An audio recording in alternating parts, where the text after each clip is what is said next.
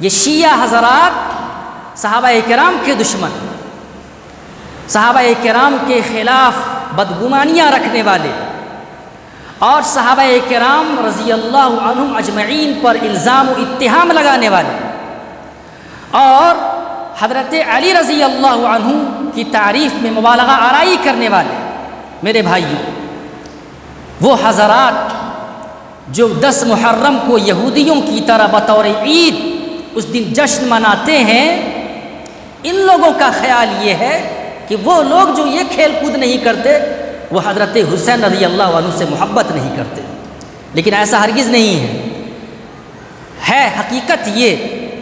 حقیقت یہ ہے کہ جو شخص نواسہ رسول سے محبت نہیں کرتا ہو وہ اپنے آپ کو مسلمان کہلانے کے لائق ہی نہیں ہے، وہ مسلمان ہو ہی نہیں سکتا۔ آئیے اس کی دلیل سنیے۔ ہر اہل سنت کو، اہل حدیث کو، مسلمان کو حضرت حسن و حسین رضی اللہ عنہما سے محبت رکھنی ہوگی اور یہی محبت ہونی چاہیے۔ دلیل عطا بن یسار رحمۃ اللہ علیہ بیان کرتے ہیں کہ ایک صحابی نے ذکر کیا ہے کہ آپ صلی اللہ علیہ وسلم نے حضرت حسن و حسین رضی اللہ عنہما کو اپنے گود سے لگایا اور آپ نے بیان فرمایا اللہم انی احبہما فاحبہما، اے اللہ میں ان دونوں سے محبت کرتا ہوں لہٰذا تو بھی ان سے محبت کر۔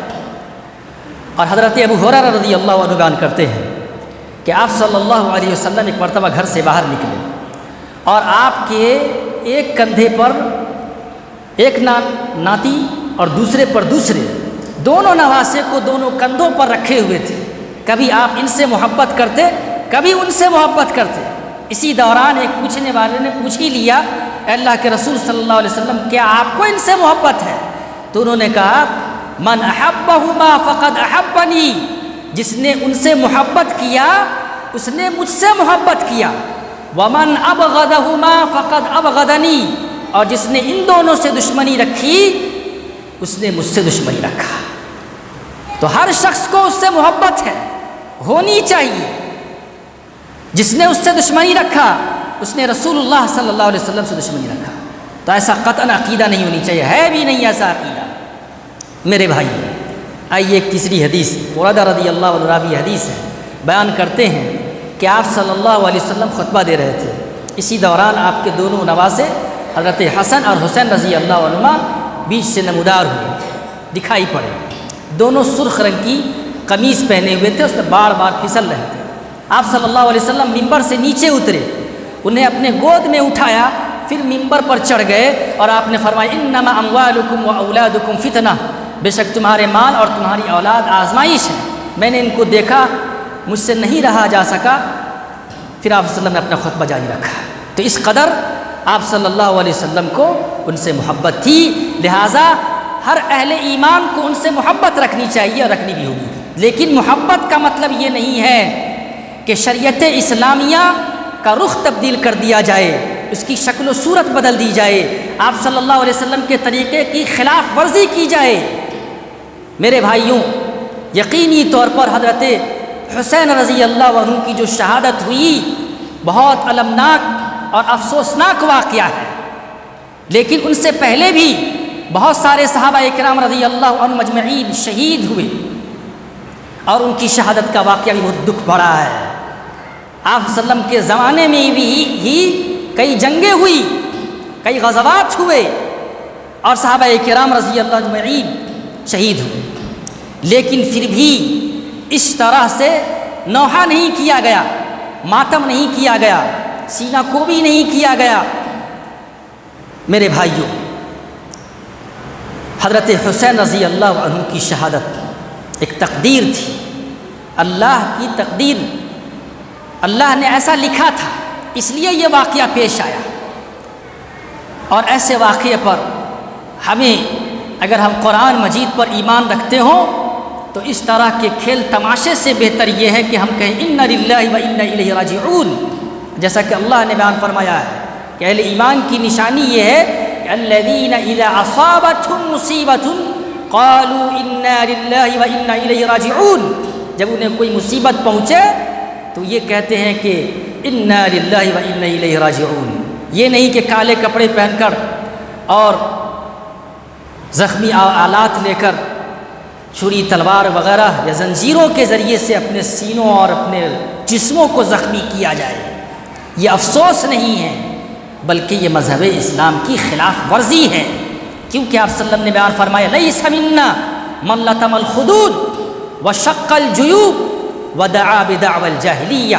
وہ شخص ہم میں سے نہیں جس نے اپنے رخساروں پر تماچے مارے، اپنے گریبانوں کو چاک کیا اور جاہلیت کے دعویٰ کے ساتھ پکارا، یعنی واویلا کیا، آہ و بکا کیا، چلایا، چیخا، زور زور سے ماتم کیا. ایسے لوگوں سے آپ صلی اللہ علیہ وسلم نے برات کا اعلان کیا ہے کہ ایسے لوگوں سے میرا کوئی تعلق نہیں ہے. تو یہ حضرات خرافاتی ہیں اس حدیث کے مطابق. اور اس کے علاوہ آپ صلی اللہ علیہ وسلم نے بیان فرمایا اربع فی امتی من امر الجاہلیت لا یترکونہن الفخر فی الاحساب والطعن فی الانساب والاستسقاء بالنجوم والنیاحہ. 4 کام میری امت میں جاہلیت کے کاموں میں سے ہوں گے جن کو چھوڑنے پر وہ بضد ہوں گے، جن کو وہ چھوڑیں گے نہیں.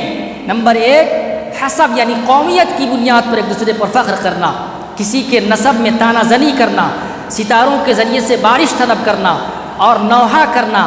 آپ نے فرمایا النائحۃ اذا لم تتب قبل موتها تقام یوم القیامۃ وعلیہا سربال من قطران ودرع من جرب. کہ نوحہ کرنے والی عورت اگر موت سے پہلے توبہ نہیں کر لیتی تو قیامت کے روز اسے اس حال میں اٹھایا جائے گا کہ ان کے اوپر ایک بیماری کے کپڑے نے ان کے جسم کو ڈھانپ رکھا ہوگا. میرے بھائیوں، اس کے علاوہ ایک اور دلیل جس میں ہے حضرت ابو بردہ اشعری رضی اللہ عنہ کے متعلق ہے کہ ایک مرتبہ ان کو پر غشی طاری ہو گئی، بے ہوش ہو گئے اور ان کا سر ان کی اہلیہ کی گود میں تھا. اتنے ہی میں ان کی اہلیہ نے زور زور سے چیخنا شروع کیا، لیکن بے ہوشی کے عالم میں انہوں نے کوئی جواب نہیں دیا. جیسے ہی افاقہ ہوا، ہوش میں آئے تو انہوں نے کہا کہ میں ہر اس شخص سے بری ہوں جس سے رسول اللہ صلی اللہ علیہ وسلم نے برات کا اعلان کیا ہے. بے شک رسول اللہ صلی اللہ علیہ وسلم نے حالقہ سے، مصیبت کے وقت سر مڈوانے والی سے، اور مصیبت کے وقت کسی صدمے کے وقت زور زور سے چیخ چیخ کر رونے والی سے اور کپڑے پھاڑنے والی عورتوں سے برات کا اعلان کیا ہے. پتہ یہ چلا ان دلائل کی روشنی میں کہ غم اور افسوس یہ نہیں ہے کہ ماتم کیا جائے، بلکہ غم اور افسوس یہ ہے کہ صبر و تحمل کا مظاہرہ کیا جائے. ہم صبر کریں. انما یوفی الصابرون اجرہم بغیر حساب. بے شک صبر کرنے والوں کو ہی بغیر حساب کے اجر دیا جاتا ہے. لہٰذا حضرت حسین رضی اللہ عنہ جن کی شہادت ہوئی اور بڑا درد بھرا واقعہ تھا، حضرت حسین رضی اللہ عنہ کہ یزید بن معاویہ رضی اللہ عنہ جن کی جو کہ امیر بنے سن 60 ہجری میں، ان کے ہاتھ پر تمام لوگوں نے بیعت کی. حضرت حسین رضی اللہ عنہ کی باری آئی تو انہوں نے بیعت کرنے سے انکار کیا. ان کے علاوہ ایک اور صحابی تھے جنہوں نے غالباً عبداللہ بن زبیر رضی اللہ عنہ، انہوں نے انکار کیا بیعت کرنے سے. انکار بہانے کے ساتھ کہ ہم کسی اور دن ہم ان کے ہاتھ پر بیعت کر لیں گے، اور اس کے بعد انہوں نے ان کے ہاتھ پر بیعت نہیں کیا. عراقی لوگ، کوفہ والے کو جب اس چیز کی خبر ملی تو انہوں نے حضرت حسین رضی اللہ عنہ کے پاس خطوط بھیجے کہ ہم آپ ہی کے پکش میں ہیں، ہم آپ ہی کو امیر بنانا چاہتے ہیں. اور تقریباً 500 کے قریب یا اس سے زیادہ خطوط حضرت حسین رضی اللہ عنہ کے پاس آئے. یہ دیکھ کر حضرت حسین رضی اللہ عنہ نے کوفہ جانے کا ارادہ کر لیا. صحابہ کرام رضی اللہ عنہ نے روکا، حضرت عبداللہ بن عباس رضی اللہ عنہ نے روکا، حضرت ابو سعید خدری رضی اللہ عنہ نے روکا، اور کئی صحابہ کرام نے روکا، کیونکہ وہاں جانے سے کچھ خاص فائدہ نہیں تھا مذہب اسلام کا، لیکن یہ تقدیر کی بات تھی جیسا کہ پہلے ذکر ہوا۔ اور ایک حدیث ذکر کروں گا جس حدیث میں یہ ہے کہ آپ صلی اللہ علیہ وسلم کو پہلے ہی اس چیز کی خبر دے دی گئی تھی کہ آپ کے اس ناتی کو کربلا میں شہید کیا جائے گا۔ تو دیکھیے تقدیر ہے، اللہ نے پہلے ہی لکھ دیا تھا، اس لیے حضرت حسین رضی اللہ عنہ نہیں رکے۔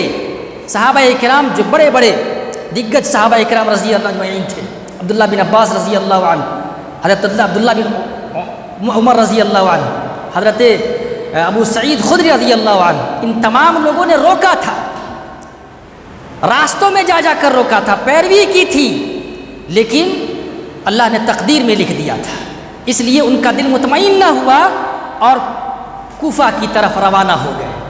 لیکن وہاں جانے سے پہلے انہوں نے اپنے چچا زاد بھائی مسلم بن عقیل رضی اللہ عنہ کو وہاں بھیجا تھا کہ جاؤ وہاں جا کر وہاں کے حالات کا پتہ کرو کہ وہاں کیا کچھ حالات ہیں، کیا یہ صحیح بات ہے کہ یہ لوگ میرے ہاتھ پر بیعت کرنے والے ہیں۔ مسلم بن عقیل خلاصہ مفہوم بیان کر رہا ہوں کہ وہاں گئے اور وہاں جا کر انہوں نے حالات کا جائزہ لیا تو معلوم چلا کہ ہاں یہ لوگ صحیح معنوں میں ان کے ہاتھ پر بیعت کریں گے۔ چنانچہ انہوں نے خبر بھیجی حضرت حسین رضی اللہ عنہ کے پاس۔ حضرت حسین رضی اللہ عنہ کے پاس جب خبر ملی کہ ہاں یہ صحیح ہے تو وہ چل پڑے۔ ان کے ساتھ اور بھی اہل بیت میں سے کئی حضرات تھے جو وہاں سے چلے تھے، لیکن جیسے ہی بیچ راستے میں تھے اور اس زمانے میں نیٹ ورکنگ کا کوئی معاملہ نہیں تھا، خطوط کے ذریعے سے خبریں یہاں سے وہاں جاتی تھیں، ادھر مسلم بن عقیل رضی اللہ عنہ کے ساتھ لوگوں نے دھوکہ دھڑی کیا۔ میرے بھائیوں، یزید بن معاویہ رضی اللہ عنہ، معاویہ رضی اللہ عنہ کے لڑکے یزید، یہ امیر تھے، انہی کے ہاتھوں پر لوگوں نے بیعت کیا تھا۔ کوفہ جس کی طرف حضرت حسین رضی اللہ عنہ جا رہے تھے، وہاں یزید بن معاویہ نے ایک صحابی کو، غالباً نعمان بن بشیر رضی اللہ عنہ کو وہاں کا گورنر بنایا تھا، وہاں کا وزیر بنایا تھا، گورنر بنایا تھا۔ لیکن جیسے ہی مسلم بن عقیل رضی اللہ عنہ کے تعلق سے خبر پہنچائی گئی یزید کو کہ وہاں مسلم بن عقیل گئے ہیں اور لوگوں سے بیعت لے رہے ہیں حضرت حسین رضی اللہ عنہ کے ہاتھ کی، اور لوگوں سے پوچھ رہے ہیں، تو ایسے میں یزید کو اس بات سے ناراضگی ہوئی اور انہوں نے جب دیکھا کہ یہ خاموش ہے اور انہوں نے خبر نہیں پہنچائی ہے تو انہوں نے عبید اللہ بن زیاد کو وہاں کا گورنر مقرر کر دیا۔ عبید اللہ بن زیاد کو وہاں کا کوفہ کا گورنر مقرر کر دیا اور نعمان بن بشیر رضی اللہ عنہ کو اس کے مقام سے، اس کے پوسٹ سے ان کو ہٹا دیا۔ عبید اللہ بن زیاد نے ہی حضرت مسلم بن عقیل رضی اللہ عنہ کو شہید کروایا۔ میرے بھائیوں، چونکہ حضرت مسلم بن عقیل رضی اللہ عنہ کے ساتھ بہت ناروا سلوک ہوا تھا، لیکن حضرت حسین رضی اللہ عنہ پھر بھی وہاں سے آ رہے تھے۔ اس کی وجہ یہ تھی کہ حضرت حسین رضی اللہ عنہ کو اس کی خبر نہیں پہنچی تھی۔ وہاں سے جب حضرت حسین رضی اللہ عنہ آتے ہیں تو ان کے ساتھ بھی بیچ راستے میں کربلا میں ناروا سلوک ہوتا ہے۔ جب ان کو ان کی فوج گھیر لیتی ہے عبید اللہ بن زیاد کی، غالباً شمر بن الجوشن ملعون نے ان کے اوپر وار کرنا چاہا، ان کو گھیرا، ان کا محاصرہ کیا، تو حضرت حسین رضی اللہ عنہ نے 3 شرائط رکھی۔ ایک شرط یہ تھی کہ مجھے واپس جانے دیا جائے، دوسری شرط یہ تھی کہ مجھے کسی اسلامی بلاد میں مجھ کو بھیج دیا جائے تاکہ وہاں امن و امان کے ساتھ رہیں، اور تیسری شرط یہ تھی کہ مجھے یزید کے پاس بھیج دیا جائے تاکہ میں اسی کے ہاتھ پر بیعت کر لوں۔ یہ تینوں شرائط عبید اللہ بن زیاد کے پاس پہنچ گئے، اس چیز کی خبر پہنچ گئی، لیکن یزید بن معاویہ کے پاس اس چیز کی خبر نہیں پہنچی۔ عبید اللہ بن زیاد کے پاس شمر بن الجوشن، جس کا نام ذکر میں نے کیا، یہ وہیں پر غالباً بیٹھا ہوا تھا۔ اس نے یہ عبید اللہ بن زیاد تیار ہو گیا کہ ٹھیک ہے، ان تینوں شرائط میں ماننے کے لیے تیار ہوں، لیکن اس شخص نے ورغلایا کہ نہیں، ایسا نہیں ہوگا، بلکہ انہیں کہیے کہ وہ اپنے آپ کو آپ کے حوالے کر دے، ان کو قید کیا جائے، ان کو پکڑا جائے، کیونکہ انہوں نے غداری کی ہے، اس طرح کا اس کو اکسایا گیا۔ عبید اللہ بن زیاد پھر سے حضرت حسین رضی اللہ عنہ کے خلاف چڑھ اترا اور فوج کو بھیجا۔ وہاں پر جب فوج گئی تو اس طرح کے شرائط کو ماننے سے انکار کیا۔